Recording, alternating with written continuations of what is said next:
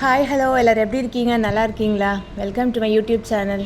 So இன்றைக்கி என்ன video அப்படின்னு பார்த்தீங்கன்னா, ரொம்ப முக்கியமான வீடியோ. அதுவும் பார்த்தீங்கன்னா 24 ஹவர்ஸ்க்குள்ளே ஒரு விஷயம் நீங்கள் கண்டிப்பாக செஞ்சே ஆகணும்.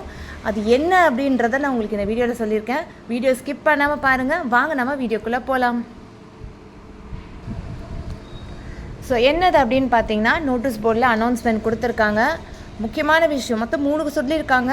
ஃபஸ்ட்டு விஷயம் என்ன அப்படின்னு பார்த்தீங்கன்னா, எல்லாருமே உங்களுடைய பேங்க் டீட்டெயில்ஸை ஃபஸ்ட்டு செக் பண்ணிவிடுங்க.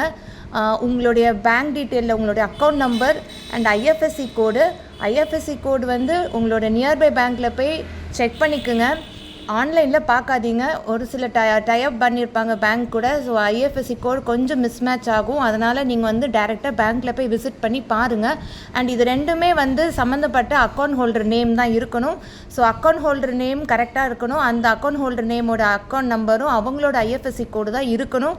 மாற்றி எதுவும் பண்ணிடாதீங்க. ஸோ ரெண்டுமே ஓகே. நேம் வேறு பண்ணாதீங்க. நேம் என்ன இருக்கோ, என்ன ஃபார்மேட்டில் அது இருக்கோ, ஹஸ்பண்ட் நேமோ இல்லை ஃபாதர் நேமோ டாட் அந்த மாதிரி என்ன லென்த்தான நேமோ எதுவாக இருந்தாலும் ஆஸ் இட் இஸ் நீங்கள் என்ன அப்படி இருக்கோ அதே மாதிரி நீங்கள் என்ட்ரு பண்ணிவிடுங்க.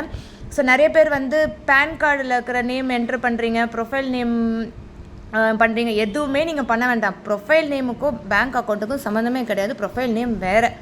இப்போது பேங்க்குக்கு வந்து நீங்கள் பண்ணோன்னா பேங்க் அக்கௌண்ட் ஹோல்டர் நேம் உங்கள் பாஸ்புக்கில் இருக்கும் இல்லையா, அந்த நேமும் அந்த அக்கௌண்ட் நம்பர் அண்ட் அந்த அக்கௌண்ட்க்குரிய ஐஎஃப்எஸ்சி இது மட்டும் கிளியராக என்ட்ரு பண்ணியிருக்கீங்க அப்படின்றத ஒன் டைம் செக் பண்ணுங்கள். அது எனேபிள் பண்ணியிருக்காங்க. ஸோ எல்லாமே கரெக்டாக அதை ஒன் டைம் செக் பண்ணிவிடுங்க. மறக்காமல் பண்ணுங்கள். 24 ஹவர்ஸ் தான். நாளைக்கு எல்லாமே க்ளோஸ் ஆகிடும். அதுக்கப்புறம் விட்ரா ஸ்டார்ட் பண்ணிவிடுவாங்க. ஏன்னா நிறையா மிஸ்மேட்ச் வந்ததுனால தான் இந்த நமக்காக ஒரு நாள் கொடுத்துருக்காங்க டைமு சொல்கிறாங்க.